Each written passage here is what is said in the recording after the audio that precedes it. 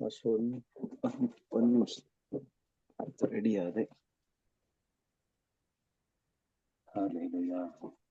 ಪರಿಶುದ್ಧನು ನಮ್ಮೆಲ್ಲರ ಕುರುಬನಾದ ಪರಲೋಕ ನಮ್ಮ ತಂದೆಯೇ, ನಿನಗೆ ಸ್ತೋತ್ರವನ್ನು ಸಲ್ಲಿಸ್ತೀನಪ್ಪ. ಈ ಬೆಳಗಿನ ಜಾವದಲ್ಲಿ ಯೇಸು ನಾಮದಲ್ಲಿ ಪರಿಶುದ್ಧಾತ್ಮನ ಸಹಾಯದಿಂದ ಸನ್ನಿಧಿಗೆ ಬಂದು ನಿನ್ನ ವಾಕ್ಯಗಳನ್ನು ಆಲಿಸಲು, ಸ್ತುತಿ ಸ್ತೋತ್ರಗಳನ್ನು ಸಲ್ಲಿಸಲು ನಾವು ಬಂದಿರುವ ಸಮಯದಲ್ಲಿ ಅಪ್ಪ ತಂದೆ, ಈ ಒಂದು ಹಾಡನ್ನು ನಿನ್ನ ನಾಮದ ಮಹಿಮೆಗೋಸ್ಕರ ಹಾಡುವನಾಗಿದ್ದೇನೆ. ಅಪ್ಪ ತಂದೆ, ನಮ್ಮನ್ನೆಲ್ಲರನ್ನು ಆಶೀರ್ವದಿಸು. ನಿನ್ನ ಪ್ರಸನ್ನತೆಯಲ್ಲಿ ರೆಕ್ಕೆ ಇಲ್ಲದೆ ಹಾರುವೆ, ನಿನ್ನ ಸಮ್ಮುಖದಲ್ಲಿ ಕೊರತೆ ಇಲ್ಲದೆ ಬಾಳುವೆ. ನಿನ್ನ ಪ್ರಸನ್ನತೆಯಲ್ಲಿ ರೆಕ್ಕೆ ಇಲ್ಲದೆ ಹಾರುವೆ, ನಿನ್ನ ಸಮ್ಮುಖದಲ್ಲಿ ಕೊರತೆ ಇಲ್ಲದೆ ಬಾಳುವೆ. ನನ್ನ ಆಶ್ರಯ ನೀನೇ, ನನ್ನ ಕೋಟೆಯು ನೀನೇ, ನನ್ನ ದುರ್ಗವು ನೀನೇ, ನನ್ನ ಸ್ನೇಹಿತ ನೀನೇ. ನನ್ನ ಆಶ್ರಯ ನೀನೇ, ನನ್ನ ಕೋಟೆ ಸ್ನೇಹಿತ ನೀನೇ. ನಿನ್ನ ಪ್ರಸನ್ನತೆಯಲ್ಲಿ ರೆಕ್ಕೆ ಇಲ್ಲದೆ ಹಾರುವೆ, ನಿನ್ನ ಸಮ್ಮುಖದಲ್ಲಿ ಕೊರತೆ ಇಲ್ಲದೆ ಬಾಳುವೆ. ಯಾವುದಕ್ಕೂ ಬಾರದ ನನ್ನ ಸೃಷ್ಟಿಸಿದೆ ನೀ, ಕೊರತೆಗಳಿದ್ದರೂ ಪೂರೈಸಿರುವೆ ನೀ. ಯಾವುದಕ್ಕೂ ಬಾರದ ನನ್ನ ಸೃಷ್ಟಿಸಿದೆ ನೀ, ಕೊರತೆಗಳಿದ್ದರೂ ಪೂರೈಸಿರುವೆ ನೀ. ನಿನ್ನ ಪ್ರಸನ್ನತೆಯಲ್ಲಿ ರೆಕ್ಕೆ ಇಲ್ಲದೆ ಹಾರುವೆ, ನಿನ್ನ ಸಮ್ಮುಖದಲ್ಲಿ ಕೊರತೆ ಇಲ್ಲದೆ ಬಾಳುವೆ. ಸುಳ್ಳಾದ ನನ್ನನು ಸತ್ಯವಾಗಿ ಮಾಡಿದೆ, ಮಣ್ಣಾದ ನನ್ನನು ನಿನ್ನ ಕಣ್ಗಳು ಕಂಡಿತು. ಸುಳ್ಳಾದ ನನ್ನನು ಸತ್ಯವಾಗಿ ಮಾಡಿದಿ, ಮಣ್ಣಾದ ನನ್ನನು ನಿನ್ನ ಕಣ್ಗಳು ಕಂಡಿತು. ನಿನ್ನ ಪ್ರಸನ್ನತೆಯಲ್ಲಿ ರೆಕ್ಕೆ ಇಲ್ಲದೆ ಹಾರುವೆ, ನಿನ್ನ ಸಮ್ಮುಖದಲ್ಲಿ ಕೊರತೆ ಇಲ್ಲದೆ ಬಾಳುವೆ. ನಿನ್ನ ಪ್ರಸನ್ನತೆಯಲ್ಲಿ ರೆಕ್ಕೆ ಇಲ್ಲದೆ ಹಾರುವೆ, ನಿನ್ನ ಸಮ್ಮುಖದಲ್ಲಿ ಕೊರತೆ ಇಲ್ಲದೆ ಬಾಳುವೆ. ದೇವರ ನಾಮಕ್ಕೆ ಸ್ತೋತ್ರವಾಗಲಿ. ಆಮೆನ್. ಆಮೆನ್. ಉತ್ತಮವಾದಂತಹ ಹಾಡಿಗಾಗಿ ಸಹೋದರ ಜಾನ್ ಡೇವಿಡ್ ಅವರಿಗೆ ನಾನು ವಂದನೆಗಳನ್ನ ಸಲ್ಲಿಸ್ತೇನೆ. ಕರ್ತನು ನಿಮ್ಮನ್ನ ಅಧಿಕವಾಗಿ ಆಶೀರ್ವದಿಸಿ ಹೆಚ್ಚಿನ ಸೇವೆಯಲ್ಲಿ ತನ್ನ ಮಹಿಮೆಗಾಗಿ ಉಪಯೋಗಿಸಿಕೊಳ್ಳಲಿ ಎಂಬುದಾಗಿ ಪ್ರಾರ್ಥಿಸುತ್ತಾ, ಈ ದಿನದ ಸಂದೇಶಕರ ಕುರಿತಾಗಿ ನಾವು ತಿಳಿದುಕೊಳ್ಳೋಣ. ಹಿರಿಯರಾದಂಥ ನಿಕ್ಸನ್ ಸಾಮ್ಯಲ್ ರವರು ಅನೇಕರಿಗೆ ಪರಿಚಯ. ಈಗಾಗಲೇ ಅನೇಕ ಬಾರಿ ನಮ್ಮ ಜೊತೆಯಲ್ಲಿ ದೇವರ ವಾಕ್ಯಗಳನ್ನು ಹಂಚಿಕೊಂಡಿದ್ದಾರೆ. ಅವರು ನಮ್ಮ ಅಡ್ವೆಂಟಿಸ್ಟ್ ಹಾಸ್ಪಿಟಲ್ ಅಲ್ಲಿ ಖಜಾಂಚಿಯಾಗಿ ಸೇವೆ ಸಲ್ಲಿಸಿದ್ದರು. ಈಗ ಅವರು ಪುಣೆಯಲ್ಲಿ ತಮ್ಮ ಸ್ವಂತ ವ್ಯವಹಾರಗಳನ್ನ ನೋಡಿಕೊಳ್ಳುವಂತವರಾಗಿದ್ದಾರೆ. ಮತ್ತು ತಮ್ಮ ಸ್ವಂತ ಆಸಕ್ತಿಯಿಂದ ಒಂದು ಸಭೆಯನ್ನ ಅಲ್ಲಿ ಪ್ರಾರಂಭಿಸಿ ನಡೆಸುತ್ತಾ ಇದ್ದಾರೆ. ದೇವರು ಅವ್ರನ್ನ ಆಶೀರ್ವಾದ ಮಾಡಲಿ. ಈ ಹೊತ್ತು ಅವರು ನಮ್ಮ ಜೊತೆಗೆ ಸಂದೇಶವನ್ನ ಹಂಚಿಕೊಳ್ಳಲು ಸಿದ್ಧವಾಗಿ ಬಂದಿರುವಾಗೆ ಕರ್ತನ ಆತ್ಮನು ಈ ದಿನದ ಮನ್ನವನ್ನ ಅವರ ಮುಖಾಂತರವಾಗಿ ನಮಗೆ ದಯಪಾಲಿಸಲಿ ಎಂಬುದಾಗಿ ಪ್ರಾರ್ಥಿಸುತ್ತಾ, ಈ ಒಂದು ಆತ್ಮೀಯ ಮನ್ನವನ್ನ ತರಲಿಕ್ಕೆ ಅವರನ್ನು ನಾನು ಈ ಕಾರ್ಯಕ್ರಮದ ಮುಖಾಂತರವಾಗಿ ತಮ್ಮೆಲ್ಲರ ಪರವಾಗಿ ಹೃತ್ಪೂರ್ವಕವಾಗಿ ನಾನು ಆಹ್ವಾನಿಸುತ್ತೇನೆ. ಹಿರಿಯರೇ, ಇದು ನಿಮ್ಮ ಸಮಯ. ಈ ಸಮಯದಲ್ಲಿ ಸಂದೇಶವನ್ನ ನೀವು ತರಬೇಕೆಂಬುದಾಗಿ ನಾನು ಕೇಳ್ಕೊಳ್ತೇನೆ. Good morning, Pastor. Good morning, sir. Good morning, everyone. I thank God for giving me this privilege to be part of this morning devotion. And I thank God for this privilege. And I believe that God has a message, because God is the one who gives us the bread for each day. And as God gave manna to Israel, we can be sure that God will give us that which is so much needed, so that we in our life may be strengthened in our faith, we may learn precious lessons, and we may also serve God acceptably. ಈ ಬೆಳಗಿನ ಜಾವದಲ್ಲಿ ಎಲ್ಲರಿಗೂ ನಾನು ಶುಭಾಶಯಗಳನ್ನು ಕೋರ್ತೇನೆ. ಇಸ್ರೇಲರಿಗೆ ಮನ್ನವನ್ನ ಕೊಟ್ಟಂತ ದೇವರು ಅನುದಿನವೂ ತನ್ನ ಜನರಿಗೆ ಬೇಕಾದಂತ ಆತ್ಮಿಕ ಮನ್ನವನ್ನ ಕೊಡಲು ಶಕ್ತನಾಗಿದ್ದಾನೆ. ಈ ಬೆಳಿಗ್ಗೆ ಕರ್ತನು ನನ್ನ ಮುಖಾಂತರವಾಗಿ ನಿಮಗೆ ತನ್ನ ಸಂದೇಶವನ್ನ ತರಲಿ ಎಂಬುದಾಗಿ ಪ್ರಾರ್ಥಿಸ್ತೇನೆ.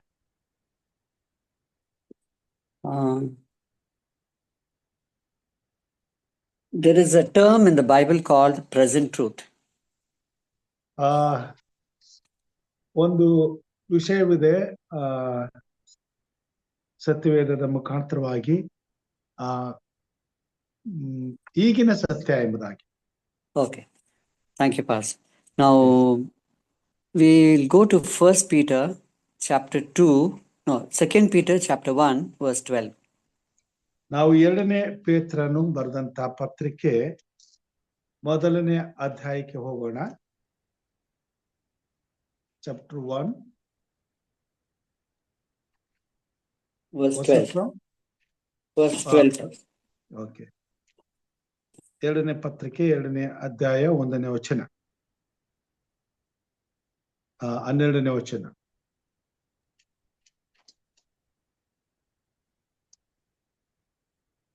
ಆದರೆ ಸ್ವಾಭಾವಿಕವಾಗಿ ಬೇಟೆಗೂ ಕೊಲೆಗೂ ಹುಟ್ಟಿರುವ ವಿವೇಕ ಶೂನ್ಯ ಪಶುಗಳಂತಿರುವ ಈ ದುರ್ಮಾರ್ಗಿಗಳು ತಮಗೆ ತಿಳಿಯದವುಗಳ ವಿಷಯವಾಗಿ ದೂಷಣೆ ಹೇಳುವವರಾಗಿದ್ದಾರೆ. ಇವರು ತಮ್ಮ ಕೆಟ್ಟತನದಿಂದ ತಾವೇ ಕೆಟ್ಟು ಹೋಗಿ ತಮ್ಮ ದುಷ್ಟ ವರ್ತನೆಗೆ ಸರಿಯಾದ ದುಷ್ಫಲವನ್ನು ಹೊಂದುವರು. I don't know, Pastor, so much Kannada, but in English it says, "For this reason, I will not be negligent to remind you always of these things, though you know and are established in present truth." So the word term there is the present truth. Okay, ಇಲ್ಲಿ ನಾವು ನೋಡ್ತೇವೆ ಈಗಿನ ಸತ್ಯ ಎಂಬುದಾಗಿ. Chapter 1 verse 12, Pastor. 2 Peter chapter 1 verse 12. Okay, ಅದನ್ನ I will repeat ನಾವು. ಆದುದರಿಂದ ನೀವು ಈ ಸಂಗತಿಗಳನ್ನು ತಿಳಿದವರಾಗಿ ನಿಮಗೆ ದೊರಕಿರುವ ಸತ್ಯದಲ್ಲಿ ಸ್ಥಿರವಾಗಿದ್ದರೂ ಅವುಗಳನ್ನು ನಿಮಗೆ ಜ್ಞಾಪಕ ಕೊಡುವುದಕ್ಕೆ ನಾನು ಯಾವಾಗಲೂ ಸಿದ್ಧನಾಗಿರುವೆನು. Okay. So question is, what is present truth? ಪ್ರಶ್ನೆ ಏನಂತ ಹೇಳುವಾಗ ಈಗಿನ ಸತ್ಯ ಏನು ಎಂಬುದು. Okay. How does it do we need present truth? ಈಗಿನ ಸತ್ಯ ನಮಗೆ ಬೇಕಾ? Okay. We'll see in Bible what happens when we accept present truth or reject present truth. ಈಗಿನ ಕಾಲದ ಸತ್ಯವನ್ನ ಅಂಗೀಕಾರ ಮಾಡಿಕೊಂಡಾಗ ಏನಾಗುತ್ತದೆ ಎಂಬುದನ್ನ ನಾವು ತಿಳಿದುಕೊಳ್ಳೋಣ. Okay. The word of God is timeless and timely. ದೇವರ ವಾಕ್ಯಕ್ಕೆ ನಿಗದಿತವಾದಂತ ಸಮಯವಿಲ್ಲ. Okay. The Bible is timeless because it is full of truth that apply for us in spite of time, place or culture. ಸತ್ಯವೇದಕ್ಕೆ ಇರುವಂತಹ ಸಮಯವು ನಿರಂತರವಾಗಿದೆ. ಎಲ್ಲಾ ಸಮಯದಲ್ಲಿಯೂ ಎಲ್ಲಾ ಪರಿಸ್ಥಿತಿಗಳಲ್ಲಿಯೂ ಅದು ನಮಗೆ ಸತ್ಯವನ್ನ ತಿಳಿಸುವಂತದ್ದಾಗಿದೆ. The Bible is also timely. ಸತ್ಯವೇದವು ಕೂಡ ಆಯಾ ಕಾಲಕ್ಕೆ ಸತ್ಯವನ್ನ ತಿಳಿಸುವಂತದ್ದಾಗಿದೆ. It can speak to us directly for a specific time, place and culture. ತನ್ನದೇ ಆದಂತ ಒಂದು ಸಂಸ್ಕೃತಿ ಮತ್ತು ಪರಿಸ್ಥಿತಿಗೆ ಅನುಗುಣವಾಗಿ ನಮಗೆ ನಮ್ಮ ಜೊತೆಯಲ್ಲಿ ಸತ್ಯವೇದವು ಮಾತಾಡಬಹುದಾಗಿದೆ. Okay, so we see God's word doesn't change. ದೇವರ ವಾಕ್ಯದಲ್ಲಿ ನೋಡ್ತೇವೆ ದೇವರು ಬದಲಾಗದವನು. Okay, so this word present truth, what does it mean? ಈ ಸದ್ಯದ ಸತ್ಯ ಎಂಬುದಾಗಿ ಹೇಳುವಾಗ ಅದರ ಅರ್ಥ ಏನು? Means it applies for the present and it does not apply for the future. ಈಗಿನ ಸತ್ಯ ಎಂಬುದಾಗಿ ಹೇಳುವಾಗ ಈಗ ಮಾತ್ರ ಉಪಯೋಗಿಸಲ್ಪಟ್ಟು ನಂತರ ಉಪಯೋಗಕ್ಕೆ ಬಾರದಂತ ಸತ್ಯವಾಗಿರ್ತದೆ. Okay. So present truth is specific truth for specific time for specific purpose. ಈಗಿನ ಕಾಲದ ಸತ್ಯ ಅಂತ ಹೇಳುವಾಗ ನಿಗದಿತವಾದಂತ ಸಮಯಕ್ಕೆ ನಿಗದಿತವಾದಂತ ಸತ್ಯವನ್ನ ನಿಗದಿತವಾದಂತ ಪರಿಸ್ಥಿತಿಗನುಗುಣವಾಗಿ ತಿಳಿಸ್ತಕ್ಕಂಥದ್ದು. Okay. So the example will be, one example is Noah's warning of flood. ಒಂದು ಮುಖ್ಯವಾದ ಉದಾಹರಣೆ ನೋಹನ ಪ್ರಳಯದ ಒಂದು ಉದಾಹರಣೆ. Okay, so what is the message to Noah? God said, I'll send a flood, build an ark. ನೋಹನಿಗೆ ಕಳಿಸಲ್ಪಟ್ಟಂತ ದೇವರ ಸಂದೇಶ ಏನೆಂಬುದಾಗಿ ಹೇಳುವಾಗ ನಾನು ಪ್ರಳಯವನ್ನು ಉಂಟು ಮಾಡಿ ಲೋಕವನ್ನ ನಾಶ ಮಾಡ್ತೇನೆ. So it was present truth for Noah's time. It is not present truth for us.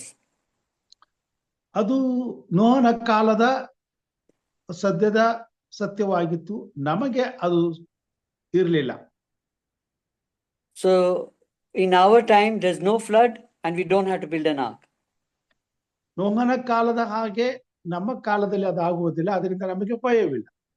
So the flood message is a warning for Noah's time and not for us. ಆದುದರಿಂದ ಪ್ರಳಯದ ಮುಖಾಂತರವಾಗಿ ಬಂದಂತ ಸಂದೇಶ ನೋಹನ ಕಾಲಕ್ಕೆ ಸೀಮಿತವಾಗಿತ್ತು, ನೋಹನ ಕಾಲಕ್ಕೆ ಮಾತ್ರ ಸೀಮಿತವಾಗಿತ್ತು ಹೊರತು ನಮಗಾಗಿ ಅಲ್ಲ.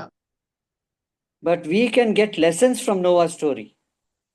ಆದರೆ ನೋಹನ ಕಥೆಯಿಂದ ನಾವು ಪಾಠವನ್ನು ಕಲಿಬಹುದು. It is precious truth in the Bible, but is not present truth. ಇದು ಸತ್ಯವೇದದ ಅತಿ ಪ್ರಾಮುಖ್ಯವಾದಂತ ಸತ್ಯವಾಗಿದ್ದರೂ ಸಹ ಅದು ಈಗಿನ ಕಾಲದ ಸತ್ಯವಲ್ಲ. Okay. So we can read the story and we can take principles and apply in our life. ಆ ಕಥೆಯನ್ನ ಓದಿ ಅದರಲ್ಲಿರ್ತಕ್ಕಂಥ ಒಂದು ನಿಯಮಗಳನ್ನ ನಾವು ನಮ್ಮ ಜೀವಿತಕ್ಕೆ ಅಳವಡಿಸಿಕೊಳ್ಳಬಹುದು. Okay.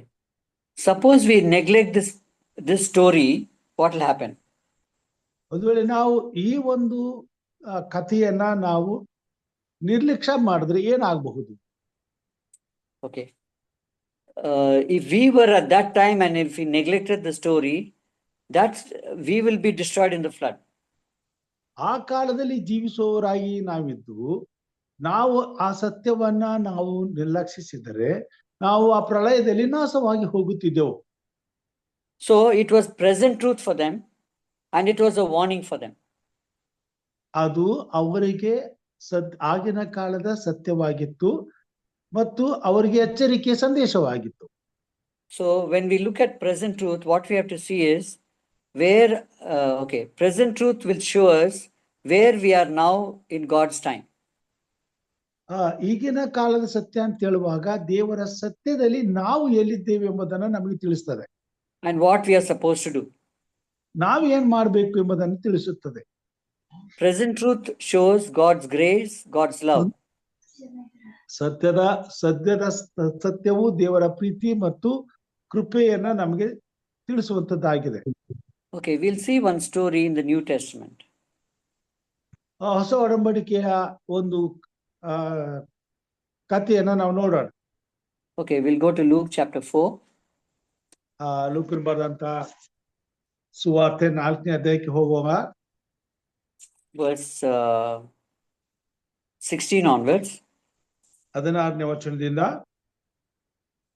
ಹೀಗಿರಲಾಗಿ ಆತನು ತಾನು ಬೆಳೆದ ನಜರೇತಿಗೆ ಬಂದು ತನ್ನ ವಾಡಿಕೆಯ ಪ್ರಕಾರ ಸಬ್ಬತ್ ದಿನದಲ್ಲಿ ಸಭಾಮಂದಿರಕ್ಕೆ ಹೋಗಿ ಓದುವುದಕ್ಕಾಗಿ ಎದ್ದು ನಿಂತನು. Okay, so we see Jesus went to the synagogue or church of that day in order to worship. And when he went there, ಯೇಸು ಸ್ವಾಮಿಯು ಆರಾಧನೆ ಮಾಡುವುದಕ್ಕಾಗಿ ಆಲಯಕ್ಕೆ ಹೋದನು. okay, usually a rabbi will be there to give the sermon. ಅಲ್ಲಿರ್ತಕ್ಕಂಥ ಗುರುಗಳು ಪ್ರಸಂಗವನ್ನ ಸಂದೇಶವನ್ನ ಕೊಡಬೇಕಾಗಿತ್ತು. But on that day, Jesus was the one who the people gave the scroll to. ಆ ದಿನದಲ್ಲಿ ಜನರಿಗೆ ಯೇಸು ಕ್ರಿಸ್ತನು ಸಂದೇಶವನ್ನ ಕೊಡುವಂತನಾಗಿದ್ದಾನೆ. Okay. So we see the verse 17. 17ನೇ ವಚನವನ್ನು ನಾವು ಓದೋಣ. ಆಗ ಯೆಶಾಯನೆಂಬ ಪ್ರವಾದಿಯ ಗ್ರಂಥದ ಸುರುಳಿಯನ್ನು ಆತನ ಕೈಗೆ ಕೊಡಲಾಗಿ, ಆತನು ಆ ಸುರುಳಿಯನ್ನು ಬಿಚ್ಚಿ ಮುಂದೆ ಹೇಳುವ ಮಾತು ಬರೆದಿರುವ ಸ್ಥಳವನ್ನು ಕಂಡು ಓದಿದನು. Okay. So we see Jesus stood up to read, and he was given the scroll of book of Isaiah. So And when he got, ಯೇಸು ಸ್ವಾಮಿ ಮಾತಾಡುವುದಕ್ಕೆ ಪ್ರಾರಂಭ ಮಾಡುವಾಗ ಆತನ ಕೈಗೆ ಯೆಶಾಯನ ಬರೆದಂತ ಸುರುಳಿಯನ್ನ ಆತನ ಕೈಗೆ ಕೊಡುವಂತರಾಗಿದ್ದಾರೆ. okay, so this was actually, we see events here, but these are not just events, these are in fulfillment of prophecy.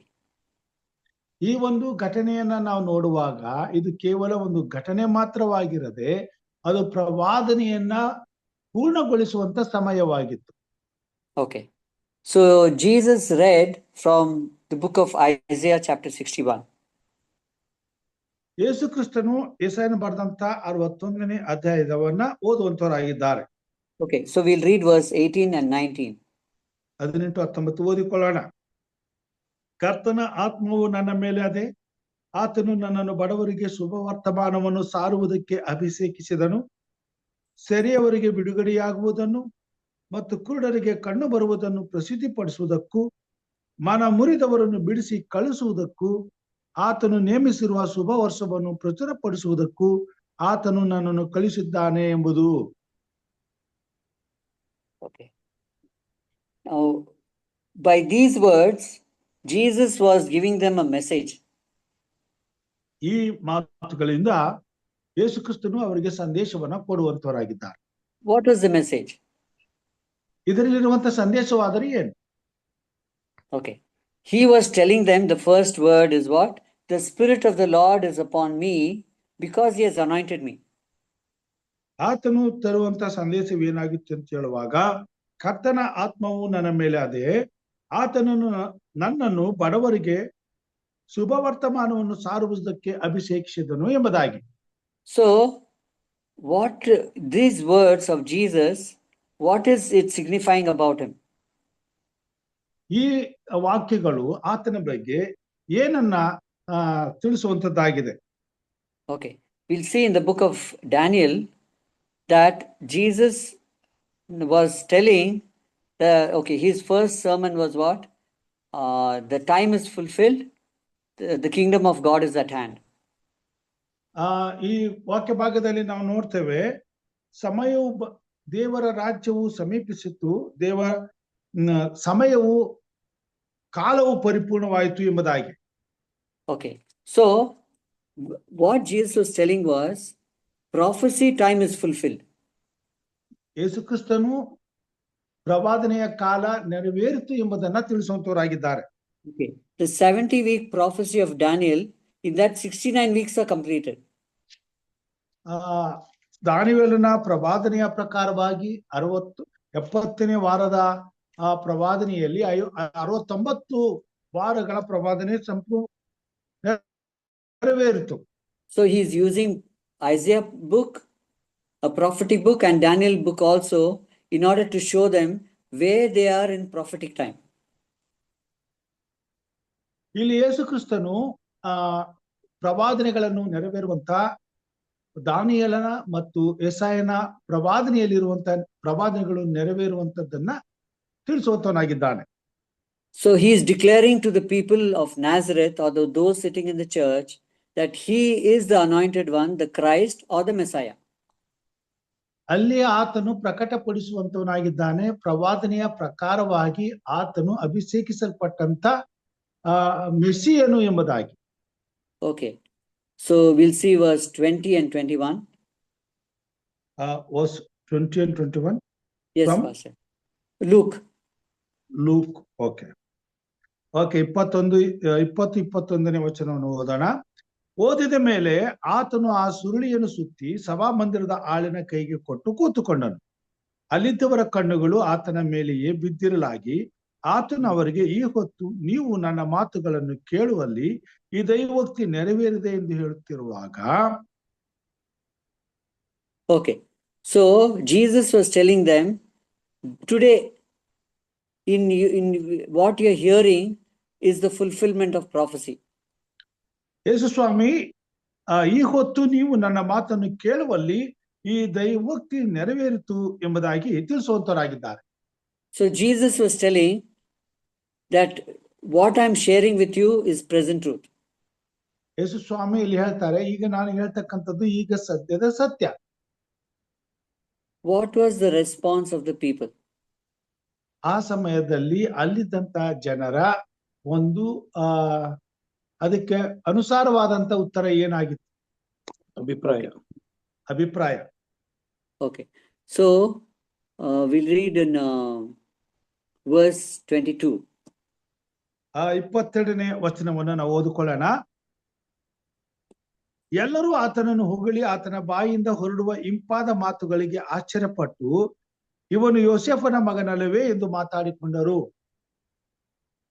Okay, now we see this is the response of the people. ಇದು ತಾನೇ ಅಲ್ಲಿದ್ದಂತ ಜನರ ಅಭಿಪ್ರಾಯವಾಗಿತ್ತು. We know that the Israelites were waiting for the Messiah. ಇಸ್ರಾಯೇಲರು ಮೆಸ್ಸಿಯನಿಗಾಗಿ ಕಾಯುತ್ತಿದ್ದರು ಎಂಬುದಾಗಿ ನಮಗೆ ಗೊತ್ತು. For nearly 1500 years, they've been hearing the sermon that Messiah will come and he will deliver us. ಸುಮಾರು 1500 ವರ್ಷಗಳಿಂದ ಮೆಸ್ಸೆಯನು ಬರ್ತಾನೆ, ತಮ್ಮನ್ನ ಬಿಡುಗಡೆ ಮಾಡ್ತಾನೆ ಎಂಬುದಾಗಿ ಅವರು ಕೇಳುತ್ತಾ ಇದ್ರು. They had been studying the prophecy. ಅವರು ಪ್ರವಾದನೆಗಳನ್ನ ಕಲಿಯುವಂತವರಾಗಿದ್ರು. But when the Messiah came, they are ascribing him to be a carpenter's son. ಆದರೆ ಯೇಸು ಕ್ರಿಸ್ತನು ಮೆಸ್ಸಿಯನು ಬರುವಾಗ ಆತನನ್ನ ಒಬ್ಬ ಬಡಗಿಯ ಮಗನು ಎಂಬುದಾಗಿ ಪರಿಗಣಿಸಲ್ಪಟ್ಟರು. So they were shocked for the words that Jesus spoke, but their hearts were not willing to accept him as the Messiah. ಯೇಸು ಕ್ರಿಸ್ತನು ಈ ಮಾತುಗಳನ್ನು ಹೇಳುವಾಗ ಅವರಿಗೆ ಆಶ್ಚರ್ಯ ಆಗ್ತದೆ, ಹಾಗೂ ಯೇಸು ಕ್ರಿಸ್ತನು ಮೆಸ್ಸಿಯನ್ ಎಂಬುದನ್ನ ಅಂಗೀಕಾರ ಮಾಡಿಕೊಳ್ಳುವುದಕ್ಕೆ ಅವ್ರಿಗೆ ಇಷ್ಟವಿರೋದಿಲ್ಲ. Okay, they were thinking about themselves as Abraham's children, and when Jesus told that he has come to deliver them from bondage and to deliver them from captivity, they didn't like it. ಅವರು ಮೋಸೆಯ ಶಿಷ್ಯರುಗಳಾಗಿದ್ದುಕೊಂಡು ತಮ್ಮನ್ನ ತಾವು ಭಾವಿಸಿಕೊಂಡು ಯೇಸು ಕ್ರಿಸ್ತನು ತಮ್ಮನ್ನ ಬಿಡುಗಡೆ ಮಾಡುವುದಕ್ಕೂ ರಕ್ಷಿಸುವುದಕ್ಕೂ ಬಂದಿದ್ದಾನೆ ಎಂಬತಕ್ಕಂಥ ಸತ್ಯವನ್ನ ಅವರು ಇಷ್ಟಪಡಲಿಲ್ಲ. Because their thought about a Messiah was to come with an army, leading an army. ಆದರೆ ಅವರು ತಮ್ಮನ್ನ ರಕ್ಷಿಸುವಂತ ರಕ್ಷಕನು ಒಂದು ಸೇನೆಯನ್ನ ನಡೆಸುವಂತ ಸೇನಾ ನಾಯಕನಾಗಿ ಬರ್ತಾನೆ ಎಂಬುದಾಗಿ ಅಂದುಕೊಂಡಿದ್ರು. Okay, so when they saw Jesus, they saw him as a simple person, and they never saw anything for him to be a king very soon. ಯೇಸು ಕ್ರಿಸ್ತನನ್ನ ನೋಡುವಾಗ ಆತನೊಬ್ಬ ಸಾಧಾರಣ ವ್ಯಕ್ತಿ ಆಗಿದ್ದು, ಆತನಲ್ಲಿ ಅರಸನಾಗುವಂತ ಯಾವುದೇ ಲಕ್ಷಣವನ್ನ ಅವರು ಕಾಣಲಿಲ್ಲ. Okay, they wanted a king, but they didn't want a savior. ಅವರಿಗೆ ಅರಸನು ಬೇಕಾಗಿತ್ತು, ರಕ್ಷಕನು ಬೇಕಾಗಿರಲಿಲ್ಲ. But what they needed was a savior, but they desired a king. ಆದ್ರೆ ಅವರಿಗೆ ಬೇಕಾಗಿದ್ದು ರಕ್ಷಕನು, ಆದ್ರೆ ಅವ್ರು ಇಷ್ಟಪಟ್ಟದ್ದು, ಎದುರು ನೋಡ್ತಿದ್ದದ್ದು ಒಬ್ಬ ಅರಸನನ್ನು. So we see they rejected him. ಹೀಗಾಗಿ ಅವರು ಆತನನ್ನ ತಿರಸ್ಕರಿಸಿದರು. Okay, so now Jesus is responding in verse 23. ಯೇಸು ಕ್ರಿಸ್ತನು ಅದಕ್ಕುತ್ತರವಾಗಿ 23ನೇ ಅಧ್ಯಾಯದಲ್ಲಿ ಹೀಗೆ ತಿಳಿಸುವಂತವರಾಗಿದ್ದಾರೆ. ಆತನು ಅವರಿಗೆ, ನೀವಂತೂ ವೈದ್ಯನೇ, ನಿನ್ನನ್ನೇ ವಾಸಿ ಮಾಡಿಕೋ ಎಂಬ ಗಾದೆಯನ್ನು ನನಗೆ ಹೇಳಿ ಕಪೆರ್ನೌಮಿನಲ್ಲಿ ಎಂತೆಂಥ ಕಾರ್ಯಗಳನ್ನು ನಡೆದವೆಂದು ನಾವು ಕೇಳಿದವೋ ಅಂಥವುಗಳನ್ನು ಈ ನಿನ್ನ ಸ್ವಂತ ಸ್ಥಳದಲ್ಲಿ ಮಾಡು ಅನ್ನುವಿರಷ್ಟೇ. Okay, Jesus was now giving a prophecy about the future. ಯೇಸು ಸ್ವಾಮಿ ಮುಂದೆ ಬರ್ತಕ್ಕಂಥ ಪ್ರವಾದನೆಯ ಬಗ್ಗೆ ತಿಳಿಸ್ತಾ ಇದ್ದಾರೆ. When he is going to be on the cross, people will come and tell him, physician, heal yourself like you healed others. ಆತನು ಶಿಲುಬೆ ಮೇಲೆ ತೂಗುವಂತಹ ಸಮಯದಲ್ಲಿ ಜನರು ಬಂದು ಕ್ರಿಸ್ತನೇ ನಿನ್ನನ್ನು ನೀನು ರಕ್ಷಿಸಿಕೋ ಎಂಬುದಾಗಿ ಹೇಳುವುದನ್ನ ಇಲ್ಲಿ ನೆನಪಿಸ್ತಾನೆ. So now Jesus was reading their hearts, and Jesus was giving them a sign that he can read their hearts, that he is not an ordinary person, but he is God. ಇಲ್ಲಿ ನಾವು ನೋಡ್ತೇವೆ, ಯೇಸು ಕ್ರಿಸ್ತನು ಅವರ ಹೃದಯಗಳನ್ನ ಓದಿದವನಾಗಿ, ಅಂದ್ರೆ ತಿಳ್ಕೊಂಡವನಾಗಿ ಅವರಿಗೆ ತಿಳಿಸ್ತಾನೆ. ದೇವರು ಯೇಸು ಕ್ರಿಸ್ತನು ಅವರ ಹೃದಯಗಳನ್ನ, ಅವರ ಮನಸ್ಸಿನ ಮಾತುಗಳನ್ನ ತಿಳಿದುಕೊಂಡು ಇದ್ದವನಾಗಿದ್ದಾನೆ ಎಂಬುದಾಗಿ. Okay, so we see that even though Jesus gave a second evidence that he is the Messiah, that he is the Son of God, people are not willing to accept him. ಈ ರೀತಿಯಾಗಿ ಅವರು ನಂದುಕೊಳ್ಳುವುದನ್ನ ತನಗೆ ಗೊತ್ತು, ಅರ್ಥ ಮಾಡಿಕೊಂಡಿದ್ದೇನೆ ಎಂಬುದರ ವಿಷಯವಾಗಿ ಸಾಕ್ಷಿ ಕೊಡುವಾಗಲೂ ಅವರು ಆತನ ಮಾತನ್ನ ನಿರಾಕರಿಸುವುದನ್ನು ಸಹ ನಾವು ನೋಡುವಂತರಾಗಿದ್ದೇವೆ. So now Jesus gives an example from the past. ಕ್ರಿಸ್ತನು ಕಳೆದು ಹೋದಂತ ಸಂಗತಿಯಿಂದ ಅವರಿಗೆ ಸಾಕ್ಷಿಯನ್ನು ಕೊಡುವಂತನಾಗಿದ್ದಾನೆ. So he tells, verse 24 to 26 we'll read. ಆತನು 24ರಿಂದ 26 ತನಕ ಈ ರೀತಿ ಹೇಳುತ್ತಾನೆ. ಓಕೆ, ಕೇಳಿರಿ, ಎಲೀಯನ ಕಾಲದಲ್ಲಿ 3 ವರ್ಷ 6 ತಿಂಗಳು ಮಳೆ ಬಾರದೆ ದೇಶದಲ್ಲೆಲ್ಲ ದೊಡ್ಡ ಬರ ಉಂಟಾದಾಗ ಇಸ್ರೇಲ್ ಜನರಲ್ಲಿ ಎಷ್ಟೋ ಮಂದಿ ವಿಧವೆಯರು ಇದ್ದದ್ದು ನಿಜ. ಆದರೆ ಅವರಲ್ಲಿ ಒಬ್ಬರ ಬಳಿಗೂ ದೇವರು ಎಲೀಯನನ್ನು ಕಳಿಸದೆ ಸೀದೋನ್ ದೇಶಕ್ಕೆ ಸೇರಿದ ಸರಪ್ತಾ ಊರಿನಲ್ಲಿದ್ದ ಒಬ್ಬ ವಿಧಿಯ ಬಳಿಗೆ ಮಾತ್ರ ಕಳುಹಿಸಿದನು.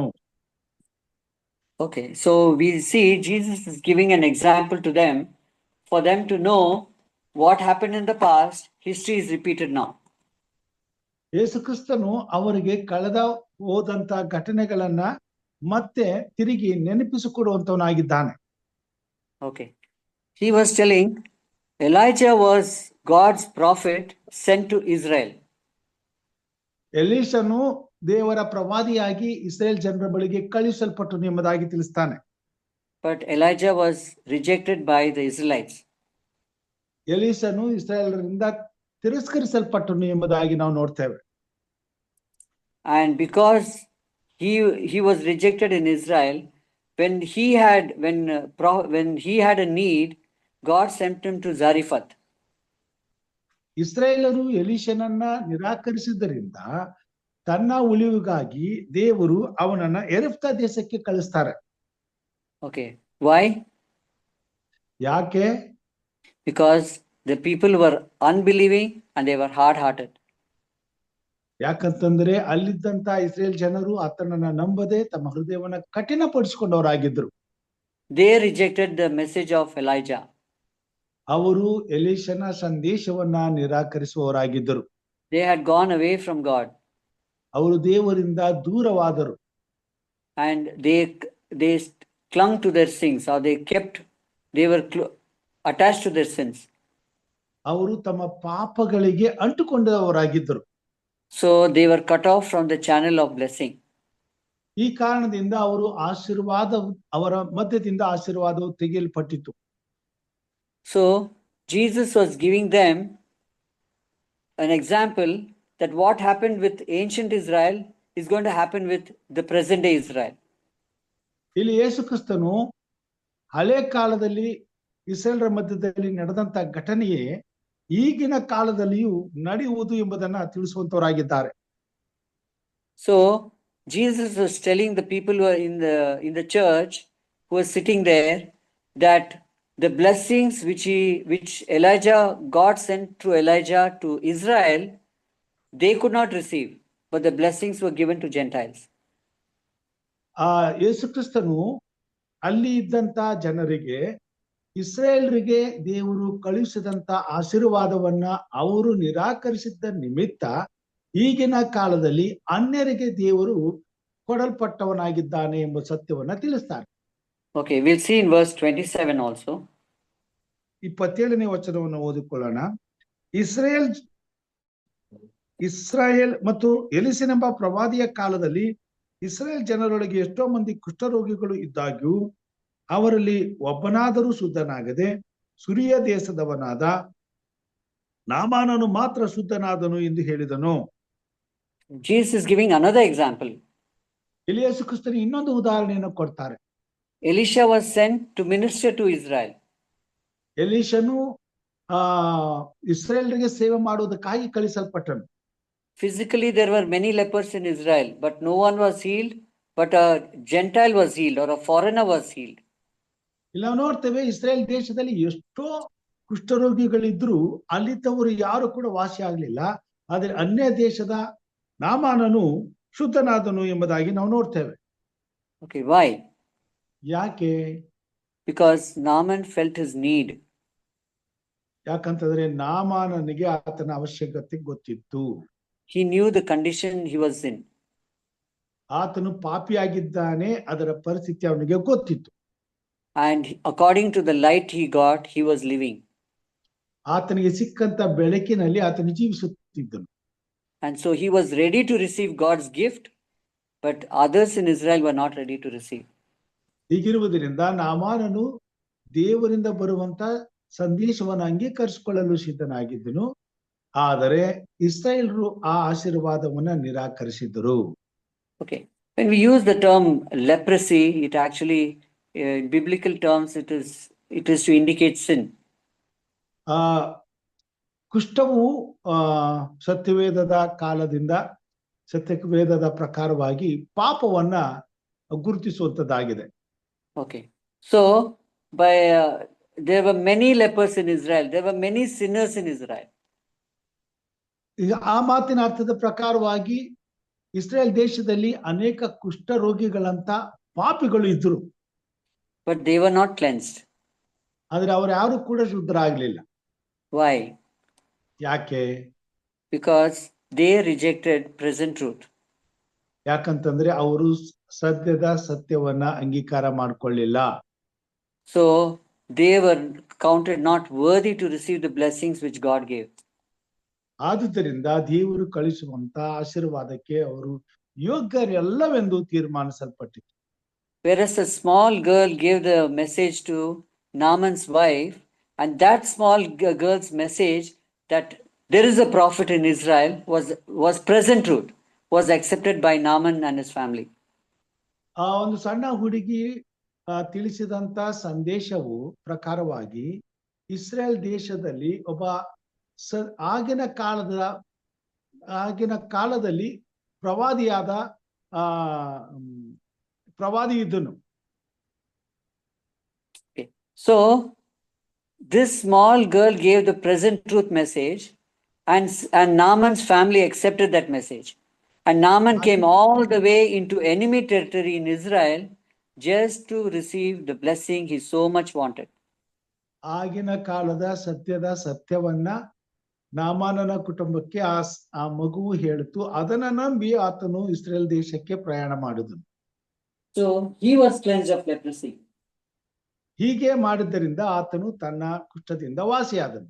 His sins were forgiven. ಆತನ ಪಾಪವು ಕ್ಷಮಿಸಲ್ಪಟ್ಟಿತು. He received more knowledge of God.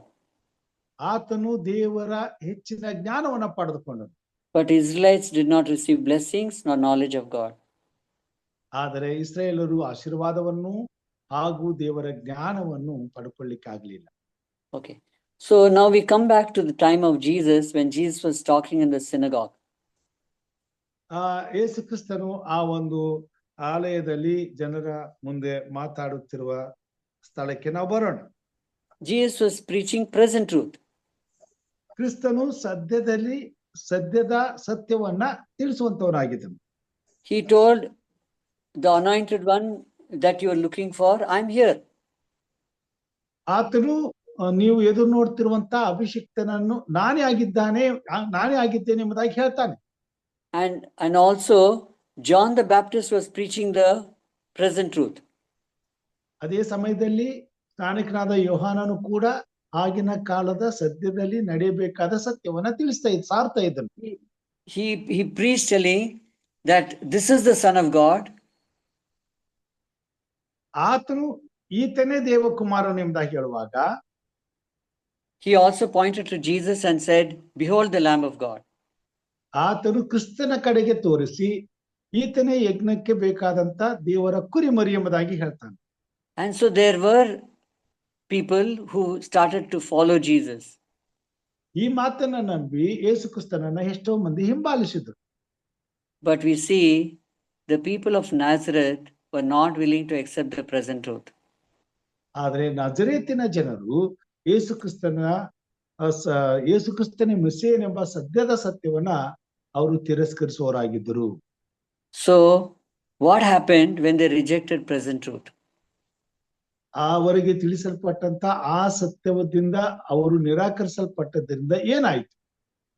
Okay, we'll read verse 28 and 29. ಈಗ ಮುಂದೆ 28-29 ವಚನವನ್ನು ಓದೋಣ.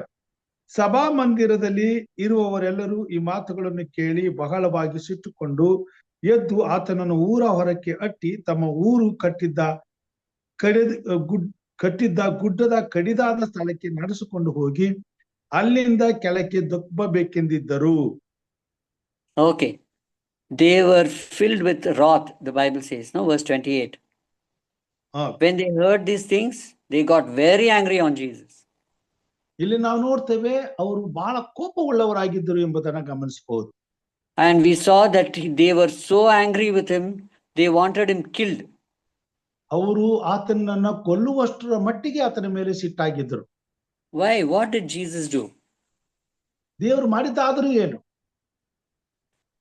Jesus did not do anything to offend them. ಅವರಿಗೆ ನೋವಾಗುವಂತೆ ಯಾವುದೇ ಕಾರ್ಯವನ್ನ ಕ್ರಿಸ್ತನು ಮಾಡಲಿಲ್ಲ. But this is what happens when people reject present truth. ಜನರು ಸದ್ಯದ ದೇವರ ಸತ್ಯವನ್ನ ತಿರಸ್ಕರಿಸಿದಾಗ ಇದೇ ತಾನೇ ನಡೆಯುವಂತದ್ದಾಗಿದೆ. They start fighting against present truth and the preachers of present truth. ಅವರು ಸದ್ಯದ ಸತ್ಯವನ್ನ ತಿಳಿಸುವಂತ ಬೋಧಕರನ್ನು ನಿರಾಕರಿಸುವಂತವರಾಗಿದ್ರು. And we see till the end they did not change. ಕೊನೆವರೆಗೂ ಅವರು ಬದಲಾವಣೆ ಆಗಲಿಲ್ಲ.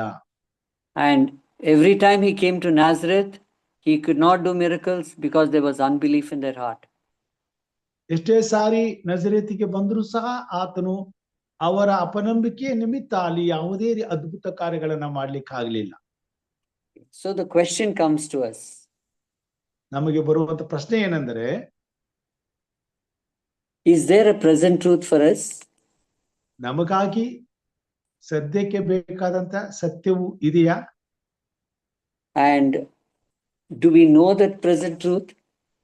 ಆ ಸತ್ಯ ಏನೆಂಬುದು ನಮಗೆ ಗೊತ್ತಾ? Are we living that present truth? ಆ ಸತ್ಯದಲ್ಲಿ ನಾವಿದ್ದೇವಾ? And is that present truth changing us for good? ಈಗ ಆ ಸತ್ಯವು ನಮ್ಮನ್ನ ಒಳ್ಳೆತನಕ್ಕಾಗಿ ಬದಲಾಯಿಸಲಿಕ್ಕೆ ಸಾಧ್ಯನಾ? Okay, if you see the Israelites for 1500 years, the prophecy was preached about Jesus coming. ಯೇಸು ಕ್ರಿಸ್ತನು ಬರುವಂತ ಪ್ರವಾದನೆಯು 1500 ವರ್ಷಗಳ ಕಾಲ ಸಾರಲ್ಪಟ್ಟಿತ್ತು. Yet the very people whom God chose and to whom he promised he'll send the Messiah ended up rejecting him. ತಾನೇ ಆರಿಸಿಕೊಂಡು ಯಾರಿಗೋಸ್ಕರ ತನ್ನ ಮೆಸ್ಸಿಯನನ್ನ ಕಳಿಸುತ್ತೇನೆಂಬುದಾಗಿ ವಾಗ್ದಾನ ಮಾಡಿದ್ದನೋ ಅವರೇ ಅವರನ್ನ ನಿರಾಕರಿಸಿದ್ರು. S. Okay, so they were Sabbath keepers. ಅವರು ಸಬ್ಬತ್ತಿನ ಆರಾಧನೆಯನ್ನ ಮಾಡುವಂತವರಾಗಿದ್ರು. They were people who were saying they were keeping the commandments of God. ಅವರು ದೇವರ ಆಜ್ಞೆಗಳನ್ನ ಕೈಕೊಂಡು ನಡೆಯುತ್ತೇನೆ ಎಂಬುದಾಗಿ ಹೇಳಿಕೊಳ್ಳುವವರಾಗಿದ್ರು. But they rejected the present truth and they ended up rejecting Christ. ಅವರು ಆಗಿನ ಕಾಲದ ಸದ್ಯದ ಸತ್ಯವನ್ನ ನಿರಾಕರಿಸಿದ್ರು ಮತ್ತು ತಮ್ಮ ಜೀವವನ್ನ ನಾಶನಕ್ಕೆ ಒಪ್ಪಿಸಿದ್ರು.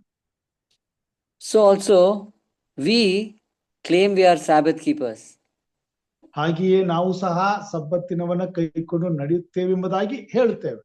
We say we keep the commandments of God. ನಾವು ದೇವರ ಆಜ್ಞೆಗಳನ್ನ ಕೈಕೊಂಡು ನಡೆಯುತ್ತೇವೆ ಎಂಬುದಾಗಿ ಅಂದುಕೊಳ್ತೇವೆ. And there is a good chance we may not know the present truth. ಹೀಗಿರುವಾಗ ನಾವು ಕೂಡ ಸದ್ಯದ ಸತ್ಯವನ್ನ ಅರಿಯದೆ ಹೋಗುವಂತ ಕಾರಣಗಳು ಇರುವಂತವುಗಳಾಗಿವೆ. Or we may be comfortable saying what I know is enough. ಅಥವಾ ನನಗೆ ಈಗ ತಿಳಿದಿರುವ ಸತ್ಯ ಸಾಕು ಎಂಬುದಾಗಿ ಅಂದುಕೊಳ್ಳುವಂತವರಾಗ್ತೇವೆ. Or we may hear the present truth and reject it. ಇಲ್ಲವೇ ನಾವು ಸತ್ಯವು ನಮಗೆ ಬಂದಾಗಿದ್ರು ಕೂಡ ಅದನ್ನ ಕೇಳ್ತೇವೆ, ನಿರಾಕರಿಸ್ಬಿಡ್ತೇವೆ. Then our end will be like the people of Israel. ನಮ್ಮ ಜೀವಿತವು ಕೂಡ ಇಸ್ರೇಲ್ ಜನಾಂಗದ ಜೀವಿತವಾಗಿಬಿಡ್ತದೆ. Okay, we know Jerusalem was destroyed in AD 70 because they rejected the truth that Jesus spoke in his first sermon in the church at Nazareth. ಯೇಸು ಕ್ರಿಸ್ತನು ತನ್ನ ಮೊದಲನೆಯ ನಜರೇತಿನ ದೇವಾಲಯದಲ್ಲಿ ಮಾಡಿದಂತ ಪ್ರಸಂಗ, ಆ ಸಭೆಯು ಕೂಡ ಕ್ರಿಸ್ತ ಶಕ 70ನೇ ಇಸವಿಯಲ್ಲಿ ನಾಶವಾಗುವುದನ್ನ ನಾವು ನೋಡುವಂತರಾಗಿದ್ದೇವೆ. So God give us grace. ದೇವರು ಕ್ರಿಸ್ತನು ನಮಗೆ ಕೃಪೆಯನ್ನು ಕೊಟ್ಟಿದ್ದಾರೆ. That we may be humble. ನಾವು ನಮ್ಮನ್ನ ತಗ್ಗಿಸಿಕೊಳ್ಳುವುದಕ್ಕೆ. That we may be willing to learn all the truth that God wants to send to us. ದೇವರು ನಮಗಾಗಿ ಕಳಿಸುವಂತ ಎಲ್ಲಾ ಸತ್ಯವನ್ನ ನಾವು ಅಂಗೀಕಾರ ಮಾಡಿಕೊಳ್ಳುವುದಕ್ಕಾಗಿ ಕಳಿಸಿದ್ದಾನೆ. That we may accept before Christ that we are truly in bondage and we need deliverance. ನಾವು ಬಿಡುಗಡೆಗಾಗಿ ಆ ಎಲ್ಲಾ ಸತ್ಯವನ್ನ ಅಂಗೀಕಾರ ಮಾಡಿಕೊಳ್ಳುವುದಕ್ಕಾಗಿ ಕಳಿಸಿದ್ದಾನೆ. That whatever the present truth, that we may be willing to accept it and be willing to sacrifice all so that we may be found in God's kingdom. ಯಾವುದೇ ಸತ್ಯವನ್ನ ದೇವರು ಈಗಿನ ಕಾಲದಲ್ಲಿ ನಮಗೆ ಕಳಿಸುವಾಗ ಅದನ್ನ ನಾವು ಅಂಗೀಕಾರ ಮಾಡಿಕೊಂಡು ಅದಕ್ಕಾಗಿ ಎಂತ ತ್ಯಾಗಕ್ಕಾದರೂ ನಾವು ಸಿದ್ಧವಾದರೆ ನಾವು ದೇವರ ಸನ್ನಿಧಾನದಲ್ಲಿ ಅಂಗೀಕರಿಸಲ್ಪಡುತ್ತೇವೆ. Okay, may God bless us. ದೇವರು ನಮ್ಮೆಲ್ಲರನ್ನ ಆಶೀರ್ವಾದ ಮಾಡಲಿ. Praise God. ದೇವರ ನಾಮಕ್ಕೆ ಸ್ತೋತ್ರವಾಗಲಿ. ಉತ್ತಮವಾದಂತಹ ಸಂದೇಶವನ್ನ ನಮ್ಮೆಲ್ಲರ ಆತ್ಮಿಕ ಲಾಭಕ್ಕಾಗಿ ಹಿರಿಯರಾದಂತ ನಿಕ್ಷನ್ ಸಾಮಲ್ ಅವರು ಕೊಟ್ಟಿದ್ದಾರೆ. ದೇವರು ಅವ್ರನ್ನ ಆಶೀರ್ವಾದ ಮಾಡಲಿ. ಹಾಗೂ ಇದೇ ರೀತಿಯಾಗಿ ಈ ಕಾರ್ಯಕ್ರಮದ ಮುಖಾಂತರವಾಗಿ ಮತ್ತು ಅವರು ತಮ್ಮ ಸ್ವಂತ ಸೇವೆಯಲ್ಲಿ ಇನ್ನು ಹೆಚ್ಚಿನ ರೀತಿಯಲ್ಲಿ ದೇವರು ಆತ್ಮ ಮುಖಾಂತರವಾಗಿ ಅವರನ್ನು ಆಶೀರ್ವದಿಸಿ ಅಭಿಷೇಕಿಸಿ ತನ್ನ ಮಹಿಮೆಗಾಗಿ ಉಪಯೋಗಿಸಿಕೊಳ್ಳಲಿ ಎಂಬುದಾಗಿ ಪ್ರಾರ್ಥಿಸುತ್ತಾ ಈ ಪಾಠಕ್ಕಾಗಿ, ಇಂದಿನ ಸತ್ಯಕ್ಕಾಗಿ ಅವರಿಗೆ ಧನ್ಯವಾದಗಳನ್ನ ಕೋರ್ತೇನೆ. ದೇವರು ನಿಮ್ಮನ್ನ ಆಶೀರ್ವಾದ ಮಾಡಲಿ. ಈಗ ನಾವು ಪ್ರಾರ್ಥನೆಗೆ ಹೋಗೋಣ. ಪ್ರಾರ್ಥನೆ ಸಮಯ. ಪ್ರಾರ್ಥನೆ ವಿಜ್ಞಾಪನೆಗಳೇನಾದ್ರೂ ಇದ್ರೆ ದಯಮಾಡಿ ತಿಳಿಸಬೇಕೆಂಬುದಾಗಿ ಕೇಳ್ಕೊಳ್ತೇನೆ. ನಮ್ಮ ಮಧ್ಯದಲ್ಲಿ ಹಿರಿಯರಾದಂತ ಚಿನ್ನಪ್ಪ ಅವರಿದ್ದಾರೆ. ಅವರು ನಮ್ಮನ್ನ ಪ್ರಾರ್ಥನೆಯಲ್ಲಿ ನಡೆಸಬೇಕೆಂಬುದಾಗಿ ಕೇಳ್ಕೊಳ್ತಾರೆ. ಬೋಧಕರೇ ನಮಸ್ಕಾರ. ನಮಸ್ಕಾರ. ನಮ್ಮ ಮನವಿಯನ್ನು ಪ್ರಾರ್ಥಿಸಿ. ನಮ್ಮ ಮನವಿ. ಓಕೆ, ಸಹೋದರ KP ರವಿ ಅವರ ಮನವಿ, ಅವರ ಸಭೆಯ ಅಂದ್ರೆ ಅವರ ಆಲಯದ ಕಟ್ಟಡದ ಜೀರ್ಣೋದ್ಧಾರಕ್ಕಾಗಿ ಮತ್ತು ಅವರ ಕುಟುಂಬ ಮತ್ತು ವ್ಯಾಪಾರಕ್ಕಾಗಿ ಪ್ರಾರ್ಥಿಸಿರುವುದಾಗಿ ಕೇಳ್ಕೊಂಡಿದ್ದಾರೆ. ಅವ್ರಿಗೋಸ್ಕರ ನಾವು ಪ್ರಾರ್ಥನೆ ಮಾಡೋಣ. Good morning sir. Vinayaka prayer ಮಾಡ್ತಾ ಇದ್ದೆ. he is fine pastor. he is going to office now. he is Praise God. Thank all the warriors, especially you too. Vinay ಗುಣಮುಖವಾಗಿರುವುದರಿಂದ ಅವರಿಗೆ ದೇವರಿಗೆ ವಂದನೆಯನ್ನ ಸಲ್ಲಿಸೋಣ. Sir ಜೈಕಿರ್ sir. ಜೈಕ್ರಿಸ್ಟ್ ಹೇಳಿ. ನಮ್ ಮಗಂದು ಹಾಲ್ ಟಿಕೆಟ್ ಕೊಟ್ಟಿಲ್ಲ, ಯಾಕಂದ್ರೆ 100% ರಿಸಲ್ಟ್ ಹೋಗ್ತದ, ನಿಮ್ ಮಗನಿಗೆ ಕೊಟ್ರೆ ನೆಕ್ಸ್ಟ್ ಬರ್ಲಿ ಬಿಡ್ರಿ ಅಂತ ಹೇಳಿ ಅಂತಂದ್ರೆ ಪ್ರಿನ್ಸಿಪಲ್ ಸ್ವಲ್ಪ ಹಾಲ್ ಟಿಕೆಟ್ ಕೊಡ್ಲಿಕ್ಕೋಸ್ಕರ ಪ್ರೇ ಮಾಡಿ ಸರ್. ಸೆಕೆಂಡ್ ಇಯರ್ ಸಬ್ಬತ್ಗೆ ಬಹಳ ನಮ್ಗೆ ಶೋಧನೆ ಇದೆ. ನೀವು ಹೇಳಿದ್ರಾ? ನಾವು ಸಬ್ಬತ್ ರಾಜ್ ರಿಚರ್ಡ್ಸನ್ ಅಂತ ಹೆಸರು. Okay okay. ರಾಜ್ ರಿಚರ್ಡ್ಸನ್ ಪರೀಕ್ಷೆ ವಿಷಯದಲ್ಲಿ ತೊಂದರೆ ಆಗಿದೆ. ಅವ್ರಿಗೆ ಹಾಲ್ ಟಿಕೆಟ್ ಸಿಕ್ಕಿಲ್ಲ. ದೇವರು ಅವರು ಪರೀಕ್ಷೆ ಬರ್ಲಿಕ್ಕೆ ಅನುಕೂಲ ಮಾಡಿಕೊಡುವಂತೆ ಕಾರ್ಯ ಮಾಡ್ಲಿ ಎಂಬುದಾಗಿ ಅವ್ರಿಗೋಸ್ಕರ ಪ್ರಾರ್ಥನೆ ಮಾಡೋಣ. Good morning. ಹೇಳಿ. ನಾನು ಡೇವಿಡ್. ನನ್ನ ಮಗನ ಎಕ್ಸಾಮಿಗೋಸ್ಕರ ಎಲ್ಲರೂ ಪ್ರಾರ್ಥನೆ ಮಾಡಿದಿರಿ, ಆದ್ರೆ ಅವನು ಒಳ್ಳೆ ರಿಸಲ್ಟ್ 90 ಅಬೌವ್ ರಿಸಲ್ಟ್ ತೆಗೆದಿದ್ದಾನೆ. ದೇವರ ನಮಗೆ ಸ್ತೋತ್ರವಾಗಲಿ. ನೀವು ಮಾಡಿದ ಪ್ರಾರ್ಥನೆಕ್ಕಾಗಿ ದೇವರು ನಿಮ್ಮನ್ನು ಅತ್ಯಧಿಕವಾಗಿ ಆಶೀರ್ವದಿಸಲಿ ಅಂತ ನನ್ನ ಒಂದು ಪ್ರಾರ್ಥನೆ. ಸಹೋದರ ನಮಸ್ಕಾರ ಪಾಸ್ಟ್ರೆ. ಹೇಳಿ ಅಮ್ಮ. ಮಗಳ ಕುಟುಂಬಕ್ಕೋಸ್ಕರ ಸ್ವಲ್ಪ ಪ್ರೇಯರ್ ಮಾಡಿ ಪಾಸ್ಟರ್.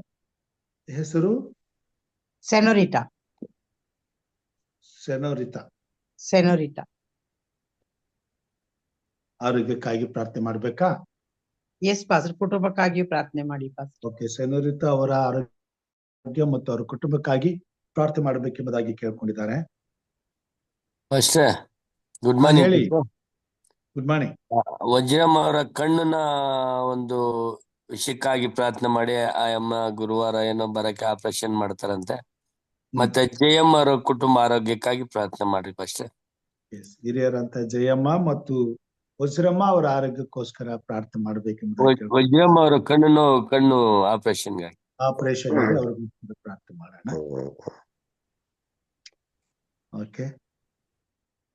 ಓಕೆ, ಈ ವಿಷಯಗಳಿಗಾಗಿ ಪ್ರಾರ್ಥನೆ ಮಾಡೋಣ. ಹಾಗೆ ನಮ್ಮ ಈ ಒಂದು ಅಂತಾರಾಷ್ಟ್ರೀಯ ಕನ್ನಡ ಸಭಾ ಶಾಲೆ ಮತ್ತು ಎಚ್ಚರವಾಗಿದ್ದು ಪ್ರಾರ್ಥಿಸಿ ಕಾರ್ಯಕ್ರಮದಲ್ಲಿ ಬರುವಂತ 2 ಕುಟುಂಬಗಳನ್ನು ನಾವು ಒಂದು ಕಡೆ ಸೇರಿಸಿ ಒಂದು ದೇವರ ವಾಕ್ಯದ ಮುಖಾಂತರವಾಗಿ ಇನ್ನಷ್ಟು ಬಲ ಹೊಂದುವಂತ ಒಂದು ಕೂಟಗಳನ್ನ ಏರ್ಪಡಿಸಬೇಕೆಂಬುದಾಗಿ ಆಲೋಚಿಸುತ್ತಿರುವಾಗ ಅದಕ್ಕಾಗಿ ದೇವರು ಕಾರ್ಯ ಮಾಡಲಿ, ಸಹಾಯ ಮಾಡಲಿ ಮತ್ತು ನಾವೆಲ್ಲರೂ ಭಾಗವಹಿಸಿ ಆ ಕಾರ್ಯಕ್ರಮಗಳು ಯಶಸ್ವಿ ಆಗುವಂತೆ ದೇವರು ಕಾರ್ಯ ಮಾಡಲಿ ಎಂಬುದಾಗಿ ಅದಕ್ಕೋಸ್ಕರ ಪ್ರಾರ್ಥನೆ ಮಾಡ್ಬೇಕೆಂಬುದಾಗಿ ಕೇಳ್ಕೊಳ್ತೇನೆ.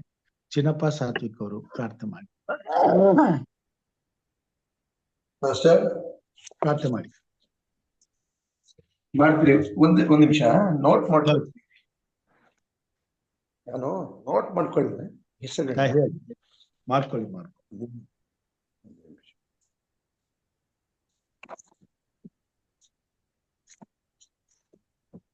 ಹೇಳಿ ಪಾಸ್ಟರ್, ಅವರ ಹೆಸರುಗಳು ಹೇಳಿ. ಸೆನೋರಿಕಾ ಅವರ ಆರೋಗ್ಯಕ್ಕಾಗಿ ಅವರ ಕುಟುಂಬಕ್ಕಾಗಿ ಪ್ರಾರ್ಥನೆ ಮಾಡಿ ಮತ್ತು ಓಕೆ, ಮತ್ತೆ ಪಾಸ್ಟರ್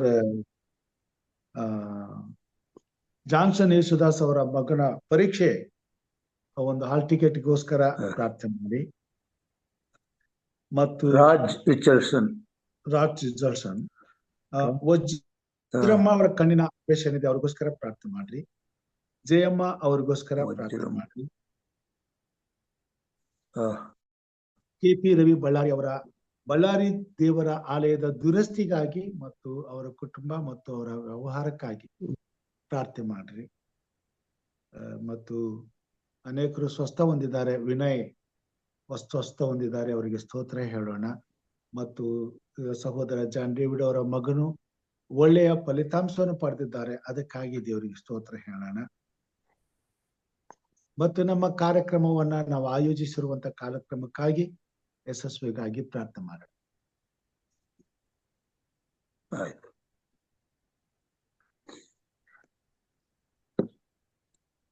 ಈಗ ನಮ್ಮ ಇದು ಈ ಸಂದೇಶ ಕೊಟ್ಟವ್ರು ಯಾರು ಅಂದ್ರಿ?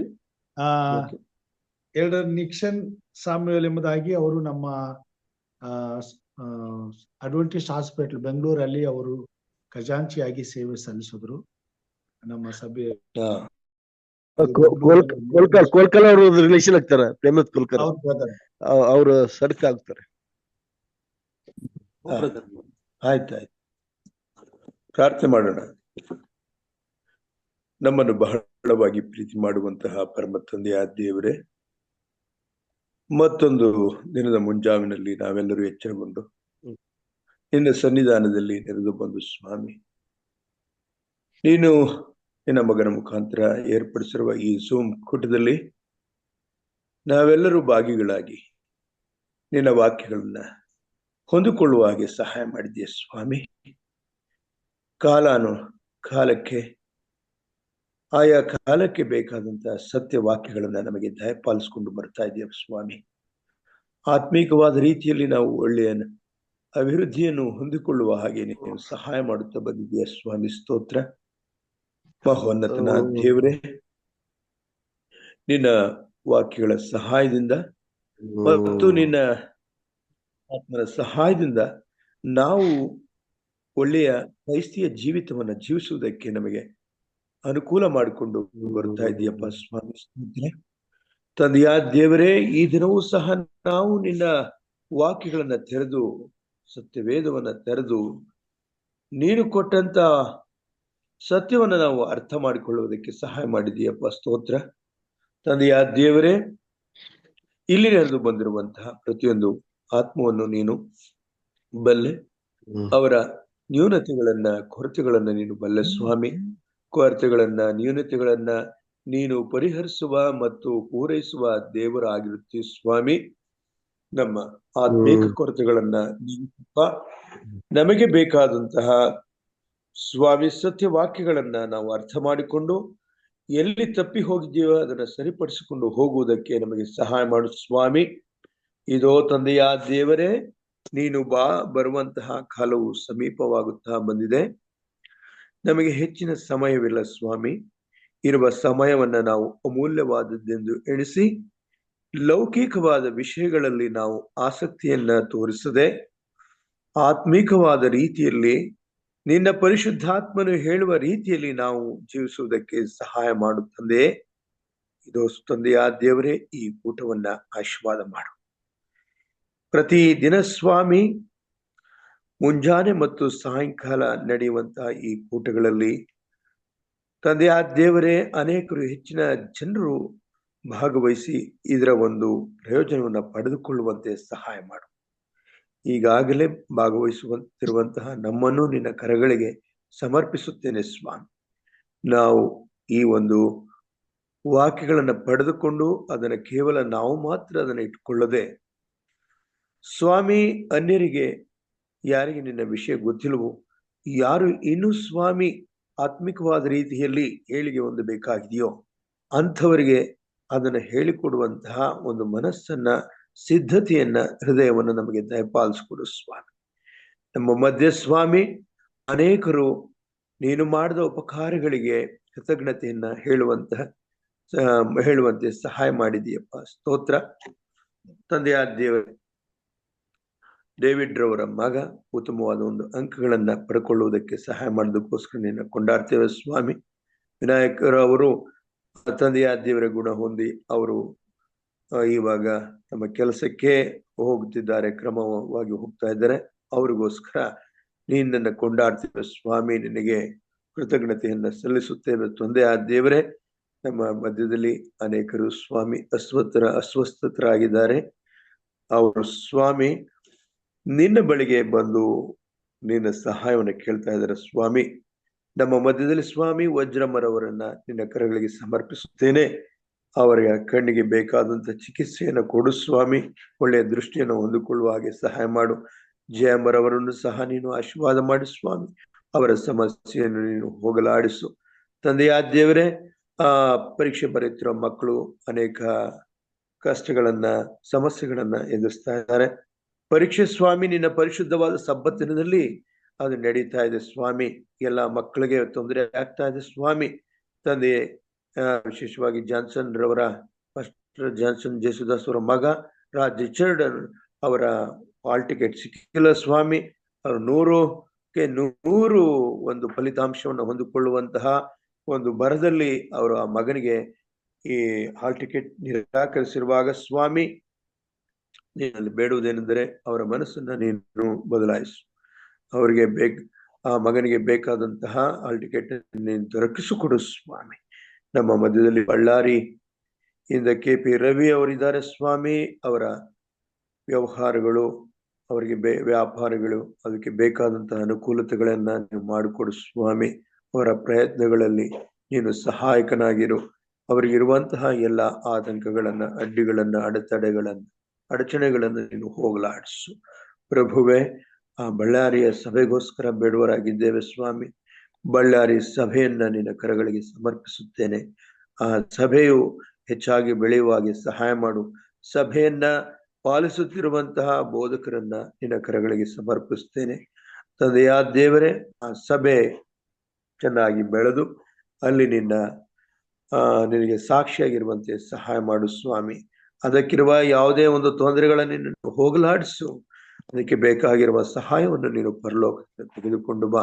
ಇಕ್ಸನ್ ಸ್ಯಾಮ್ಯಲ್ರು ನಿನ್ನ ಮಗನಾಗಿ ತಂದೆಯ ದೇವರೇ ಒಳ್ಳೆಯ ಸಂದೇಶವನ್ನ ಕೊಟ್ಟಿದ್ದಾರಪ್ಪ. ನಿನ್ನ ಆತ್ಮನ ಸಹಾಯದಿಂದ ಅವರನ್ನು ನಡೆಸೋದಕ್ಕೋಸ್ಕರ ನಿನ್ನನ್ನು ಕೊಂಡಾಡ್ತೇವೆ ಸ್ವಾಮಿ. ಈ ದಿನವೆಲ್ಲ ತಂದೆಯೇ ನಾವು ನಿನ್ನ ಮಕ್ಕಳಾಗಿ ನಿನಗೆ ವಿಧೇಯರಾಗಿ ಇರುವುದಕ್ಕೆ ಸಹಾಯ ಮಾಡು. ಎಲ್ಲ ಶೋಧನೆಗಳನ್ನು, ಅಡ್ಡಿ ಆತಂಕಗಳನ್ನ, ಅಪಘಾತಗಳನ್ನ ನೀನು ತೆಗೆದುಹಾಕಿ ನಮ್ಮನ್ನು ಸಂರಕ್ಷಿಸು. ಈ ದಿನವೆಲ್ಲ ಸ್ವಾಮಿ ನಾವು ನಿನ್ನ ಮಕ್ಕಳಾಗಿ ನಿನಗೆ ಸಾಕ್ಷಿಯಾಗಿ ಜೀವಿಸುವುದಕ್ಕೆ ಸಹಾಯ ಮಾಡು ತಂದೆಯೇ. ಯಾವ್ಯಾವ ಸ್ಥಳದಲ್ಲಿ ನಮ್ಮ ಉಪಯೋಗವಿದೆಯೋ ಆ ಸ್ಥಳಕ್ಕೆ ನಮ್ಮನ್ನು ನೇಮಿಸು. ನಾವು ಸಂತೋಷ ಭರಿತರಾಗಿ ನಿನ್ನ ವಾಕ್ಯವನ್ನ ನಿನ್ನ ಶಿಷ್ಯರು ಹೇಗೆ ಎಲ್ಲಾ ಕಾಲದಲ್ಲಿ ಸಾರುವುದಕ್ಕೆ ಸಿದ್ಧರಾಗಿದ್ದರು, ಹೇಗೆ ನಿನ್ನ ವಾರ್ತೆಯನ್ನ ಸಾರಿ ಅವರು ತಮ್ಮ ಜೀವಿತವನ್ನ ನಿನಗೆ ಅರ್ಪಿಸಿದರು, ಅದೇ ಪ್ರಕಾರವಾಗಿ ನಾವು ಕೂಡ ನಿನ್ನ ಸ್ವಾರ್ಥೆಯನ್ನ ಸಾರುವುದಕ್ಕೆ ನಮ್ಮನ್ನು ಉಪಯೋಗಿಸಪ್ಪ. ಅನುಕೂಲವಿರುವ ಕಾಲದಲ್ಲಿ, ಅನುಕೂಲವಿಲ್ಲದ ಕಾಲದಲ್ಲಿ ನೀವು ಸುವಾರ್ತೆಯನ್ನ ಸಾರಿರಿ ಎಂಬುದಾಗಿ ಪೌಲನ ಮುಖಾಂತರ ನಮಗೆ ತಿಳಿಸಿಕೊಟ್ಟಿದ್ದೀಯಪ್ಪ. ಇದಕ್ಕೋಸ್ಕರ ನಮ್ಮನ್ನು ಉಪಯೋಗಿಸು ಸ್ವಾಮಿ. ಬಂದಿರುವಂತಹ ಹಿರಿಯರನ್ನ ಹಾಗೂ ಮಹಿಳೆಯರನ್ನ ನಿನ್ನ ಕರಗಳಿಗೆ ಸಮರ್ಪಿಸುತ್ತೇನೆ ತಂದೆಯಾದ ದೇವರೇ. ಒಬ್ಬೊಬ್ಬರನ್ನೂ ನೀನು ನಡೆಸು. ಒಬ್ಬೊಬ್ಬರ ಜೀವಿತಕ್ಕೂ ಬೇಕಾದಂತಹ ಒಂದು ಸಹಾಯವನ್ನು ನೀನು ತೆಗೆದುಕೊಂಡು ಬಾ ಸ್ವಾಮಿ. ನಾವುಗಳು ಹೆಚ್ಚು ಉಪಯುಕ್ತರಾಗಿ ನಾವು ಈ ಕಾಲದಲ್ಲಿ ಸತ್ಯ ಸಭೆಯ ಒಂದು ಸದಸ್ಯರಾಗಿ ನಿನ್ನ ಕೆಲಸವನ್ನು ಮಾಡುವುದಕ್ಕೆ ನಮ್ಮನ್ನು ಉಪಯೋಗಿಸುತ್ತಾ ಬರಬೇಕೆಂದು, ಮುಂದಿನ ದಿನಗಳಲ್ಲಿ ನಾವು ಇನ್ನೂ ಹೆಚ್ಚಿನ ರೀತಿಯಲ್ಲಿ ನಿನ್ನ ಸೇವೆಯನ್ನು ಮಾಡುವಂತೆ ಆಗಬೇಕೆಂದು ಮತ್ತು ಸ್ವಾಮಿ, ಈ ಕೂಟದಲ್ಲಿ ನಾವು ಝೂಮ್ ಮೀಟಿಂಗ್ ನಲ್ಲಿ ಸೇರುವಂತಹ ಪ್ರತಿಯೊಬ್ಬರು ಸ್ವಾಮಿ ಒಂದು ಸ್ಥಳದಲ್ಲಿ ಸೇರಿ ನಿನ್ನನ್ನು ಮಹಿಮೆ ಪಡಿಸಬೇಕೆಂದು ನಾವು ಯೋಜನೆ ಹಾಕಿಕೊಂಡಿರುವಾಗ ಈ ಯೋಜನೆಯನ್ನು ನಿನ್ನ ಪರಿಶುದ್ಧವಾದ ಕರಗಳಿಗೆ ನಾವು ಅರ್ಪಿಸುತ್ತೇವೆ ಸ್ವಾಮಿ. ನಮ್ಮ ಚಿತ್ತವಲ್ಲ ಸ್ವಾಮಿ, ನಿನ್ನ ಚಿತ್ತ. ದೂರದಿಂದ ನಾವೆಲ್ಲರೂ ಒಟ್ಟಾಗಿ ಸೇರಿ ಒಟ್ಟಾಗಿ ಒಬ್ಬರಿಗೊಬ್ಬರು ಪರಿಚಯ ಮಾಡಿಕೊಂಡು ತಂದೆಯೇ ಒಂದು ಸ್ಥಳದಲ್ಲಿ ಏಕ ಮನಸ್ಸಿನಿಂದ ಏಕಾಗ್ರತೆಯಿಂದ ನಿನ್ನನ್ನು ಕೊಂಡಾಡುವುದಕ್ಕೆ, ಇನ್ನು ಹೆಚ್ಚಿನ ರೀತಿಯಲ್ಲಿ ನಾವು ಬಲ ಹೊಂದುವುದಕ್ಕೆ ನಾವು ಯೋಜನೆ ಹಾಕಿಕೊಂಡಿರುವಾಗ ಈ ಯೋಜನೆಯನ್ನ ಸ್ವಾಮಿ ನೀನೇ ಆಶೀರ್ವಾದ ಮಾಡು, ನೀನೇ ಇದು ನಡೆಯುವಂತೆ ಸಹಾಯ ಮಾಡು ಸ್ವಾಮಿ. ನಮಗೆ ಬೇಕಾದಂತಹ ಸಹಾಯವನ್ನು ತೆಗೆದುಕೊಂಡು ಬಾ ಸ್ವಾಮಿ. ತಂದೆಯಾದ ದೇವರೇ, ಈ ಯೋಜನೆಯ ಹಿಂದೆ ಇರುವಂತಹ ಪ್ರತಿಯೊಬ್ಬ ವ್ಯಕ್ತಿಯನ್ನು, ಅದರಲ್ಲೂ ಸ್ವಾಮಿ ಈ ಕಾರ್ಯಕ್ರಮವನ್ನ ತಂದೆ ನಡೆಸಿಕೊಂಡು ಬರ್ತಿರುವಂತಹ ಬೋಧಕರಾದ ರಾಜರವರನ್ನ ನಿನ್ನ ಕರಗಳಿಗೆ ಸಮರ್ಪಿಸುತ್ತೇನೆ ಸ್ವಾಮಿ. ಅವರು ಮಾಡುವ ಕೆಲಸವು ನಿನ್ನ ಪರವಾಗಿದೆ ಸ್ವಾಮಿ. ನಿನಗೋಸ್ಕರ ಅವರು ಈ ಎಲ್ಲವನ್ನು ಮಾಡುತ್ತಿರುವಾಗ ಅವರನ್ನು ಹೆಚ್ಚಿನ ರೀತಿಯಲ್ಲಿ ಬಲಪಡಿಸು. ಅವರಿಗೆ ಬೇಕಾದಂತಹ ಸ್ವಾಮಿ ಆತ್ಮಿಕ ಬಲವನ್ನ, ನೈತಿಕ ಬಲವನ್ನ ಹಾಗೂ ಮಾನಸಿಕವಾದ ಸಿದ್ಧತೆಗಳನ್ನ ಪಾಲಿಸಿಕೊಡು ಸ್ವಾಮಿ. ಅವರು ತಂದೆಯಾದ ದೇವರೇ ದೈಹಿಕವಾಗಿ, ಶಾರೀರಿಕವಾಗಿ ಒಳ್ಳೆಯ ಆರೋಗ್ಯವನ್ನು ಅವರಿಗೆ ಕೊಡು ಸ್ವಾಮಿ. ತಂದೆಯಾದ ದೇವರೇ, ಚಾಚೂ ತಪ್ಪದೆ ಕ್ರಮವಾಗಿ ನಡೆಸಿಕೊಂಡು ಅವರ ಸಂಗಡ ನೀನಿದ್ದು ಆತ್ಮೀಯ ಪರಿಶುದ್ಧಾತ್ಮ ನಿನ್ನ ಮುಖಾಂತರ ನಡೆಸುತ್ತಾ ಬಂದಿದೆಯಪ್ಪ. ನೀವು ಸ್ತೋತ್ರ ಸ್ವಾಮಿ. ಹಾಗೂ ಈ ಸಾಯಂಕಾಲದವರೆಗೆ ಸ್ವಾಮಿ ನಾವೆಲ್ಲರೂ ತಂದೆಯಾದ ದೇವರೇ ಇದೇ ರೀತಿಯಲ್ಲಿ ಭಯಭಕ್ತಿಯಲ್ಲಿ ನಡೆದುಕೊಳ್ಳುವಂತೆ ಸಾಯಂಕಾಲ 7 ಗಂಟೆಗೆ ನಡೆಯುವಂತಹ ಅಂತಾರಾಷ್ಟ್ರೀಯ ಸಬ್ಬತ್ ಶಾಲೆಯ ಪಾಠದ ಕೂಟಗಳಿಗೆ ನಾವೆಲ್ಲರೂ ಸ್ವಾಮಿ ಇನ್ನು ಹೆಚ್ಚಿನ ಆಸಕ್ತಿಯಿಂದ ಸೇರಿಕೊಳ್ಳುವುದಕ್ಕೆ ಸಹಾಯ ಮಾಡಬೇಕೆಂದು ಈ ಎಲ್ಲಾ ಆಶೀರ್ವಾದಗಳನ್ನು ನಿನ್ನ ಮಗನು, ನಮ್ಮ ಪ್ರಿಯ ರಕ್ಷಕನೂ ಆದ ಯೇಸು ಕ್ರಿಸ್ತನ ಪರಿಶುದ್ಧವಾದ ನಾಮದಲ್ಲಿ ತಾಳ್ಮೆಯಿಂದ ವಿನಯದಿಂದ ಬೇಡುವರಾಗಿದ್ದೇವೆ ಸ್ವಾಮಿ. ಆಮೆನ್. ಆಮೆನ್. ಆಮೆನ್. ಪರಲೋಕದ ಪ್ರಾರ್ಥನೆಯನ್ನು ಮಾಡಿಕೊಳ್ಳೋಣ. ಅಂತ್ಯಾಶೀರ್ವಾದವನ್ನ ಬೋಧಕರಾದಂತ ಸಾಲಮನ್ ಸರ್ ಅವ್ರು ಕೊಡಬೇಕೆಂಬುದಾಗಿ ಕೇಳ್ಕೊಳ್ತಾರೆ. ಪರಲೋಕದಲ್ಲಿರುವ ನಮ್ಮ ತಂದೆಯೇ, ನಿನ್ನ ನಾಮವು ಪರಿಶುದ್ಧವೆನಿಸಲ್ಪಡಲು, ನಿನ್ನ ರಾಜ್ಯವು ಬರಲಿ, ನಿನ್ನ ಚಿತ್ತವು ಪರಲೋಕದಲ್ಲಿ ನೆರವೇರುವ ಪ್ರಕಾರ ಭೂಲೋಕದಲ್ಲಿ ನೆರವೇರಲಿ. ನಮ್ಮ ಅನುದಿನದ ಆಹಾರವನ್ನು ಈ ಹೊತ್ತು ನಮಗೆ ದಯಪಾಲಿಸಿಕೊಡು. ನಮಗೆ ತಪ್ಪು ಮಾಡಿದವರನ್ನು ನಾವು ಕ್ಷಮಿಸಿದಂತೆ ನಮ್ಮ ತಪ್ಪುಗಳನ್ನು ಕ್ಷಮಿಸು. ನಮ್ಮನ್ನು ಶೋಧನೆಯೊಳಗೆ ಸೇರಿಸದೆ ಕೇಡಿನಿಂದ ತಪ್ಪಿಸು. ಯಾಕೆಂದರೆ ರಾಜ್ಯವು, ಬಲವು, ಮಹಿಮೆಯು ಸದಾಕಾಲ ನಿನ್ನದೇ ಸ್ವಾಮಿ. ಆಮೆನ್. ಕರ್ತನ ಆಶೀರ್ವಾದವನ್ನ ಹೊಂದಿಕೊಳ್ಳೋಣ. ಈಗ ನಮ್ಮ ಕರ್ತನಾದ ಯೇಸು ಕ್ರಿಸ್ತನ ಕೃಪೆಯು, ತಂದೆಯಾದ ದೇವರ ಪ್ರೀತಿಯು, ಪವಿತ್ರಾತ್ಮನ ಅನ್ಯೋನ್ಯತೆ, ಐಕ್ಯತೆ, ಆತನ ಸಹವಾಸವು ಇಂದು ಝೂಮ್ ಮಾಧ್ಯಮದಲ್ಲಿ ನಿನ್ನ ವಾಕ್ಯವನ್ನ ಕೇಳಲು ಬಂದಿರುವಂತ ಪ್ರತಿಯೊಬ್ಬ ನಿನ್ನ ಮಕ್ಕಳ ಮೇಲೆಯೂ ಹಾಗೂ ಸ್ವಾಮಿಯಿಂದ ವಾಕ್ಯವನ್ನು ಹಂಚಿಕೊಂಡಂತೆ ನಿನ್ನ ಪ್ರಿಯ ದಾಸರಂತ ನಿಕ್ಸನ್ ಸ್ವಾಮಿಯಲ್ರವರ ಮೇಲೆಯೂ ಪ್ರತಿಯೊಂದು ವಿಜ್ಞಾಪನೆಗಳ ಮೇಲೆಯೂ ಆರಂಭದ ಪ್ರಾರ್ಥನೆ ಹಾಗೂ ರಾಗವನ್ನು ಹಾಡಿರ್ತಕ್ಕಂಥ ಸಹೋದರ ಡೇವಿಡ್ ಹಾಗೂ ಸ್ವಾಮಿ ಅಂತ್ಯದ ಪ್ರಾರ್ಥನೆಯನ್ನು ಮಾಡಿರ್ತಕ್ಕಂಥ ನಿನ್ನ ಪ್ರಿಯ ಮಕ್ಕಳ ಮೇಲೆಯೂ ಹಾಗೂ ಪ್ರತಿಯೊಂದು ವಿಜ್ಞಾಪನೆಗಳ ಮೇಲೆಯೂ ನಿನ್ನ ವಿಶೇಷವಾದಂತಹ ಆಶೀರ್ವಾದವು ಇಂದು ಎಂದೆಂದು ನಿತ್ಯ ನಿರಂತರಕ್ಕೂ ನಮ್ಮೆಲ್ಲರ ಮೇಲೆ ನೆಲೆಯಾಗಲಿ ಸ್ವಾಮಿ. ಆಮೆನ್. ಆಮೆನ್. ಆಮೆನ್. ದೇವರ ನಾಮಕ್ಕೆ ಸ್ತೋತ್ರವನ್ನ ಸಲ್ಲಿಸುತ್ತಾ ಈ ದಿನದ ಕಾರ್ಯಕ್ರಮದಲ್ಲಿ ಕೂಡಿ ಬಂದಂತ ತಮ್ಮೆಲ್ಲರಿಗೂ ಧನ್ಯವಾದಗಳನ್ನ ಸಲ್ಲಿಸ್ತೇನೆ. ಕರ್ತನು ನಮ್ಮೆಲ್ಲರನ್ನ ಆಶೀರ್ವಾದ ಮಾಡ್ಲಿ.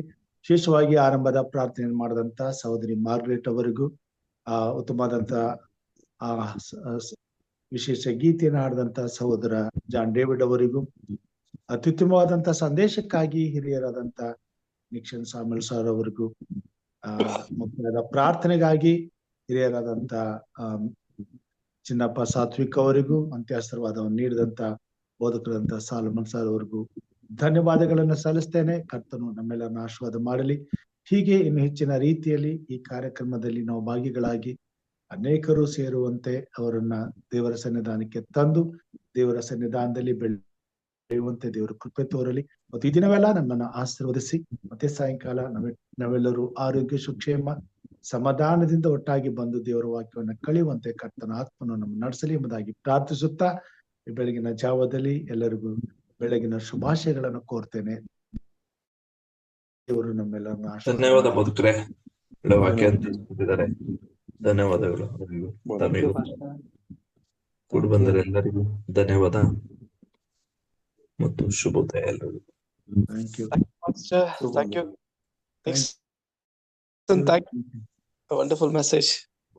Thank you, sir. Nixon, sir. Thank you, Pastor, for the privilege. Sir, Nixon sir is from Bangalore, sir. He's from originally from Belgaum. Thank you, Pastor. Nixon sir.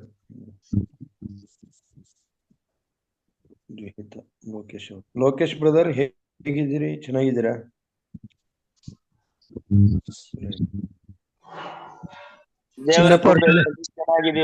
ಚೆನ್ನಾಗಿದ್ದೀರಾ? ಸರ್ ಪಾಸ್ಟರ್ ಚೆನ್ನಾಗಿದ್ದೀವಿ ಪಾಸ್ಟರ್, ನೀವು ಹೇಗಿದ್ದೀರಿ? ಚೆನ್ನಾಗಿದ್ದೀವಿ. ಆಯ್ತಾಯ್ತು pastor. ಸರಿ, ನಿಮ್ ಮಕ್ಳೆಲ್ಲ ಏನ್ ಮಾಡ್ತಾ ಇದಾರೆ ಪಾಸ್ಟರ್? ನಮಗೋಸ್ಕರ ಪ್ರಾರ್ಥನೆ. ಒಬ್ಬನು ಇದರಲ್ಲಿ ಇದ್ದಾನೆ, UK ದಲ್ಲಿದ್ದಾನೆ.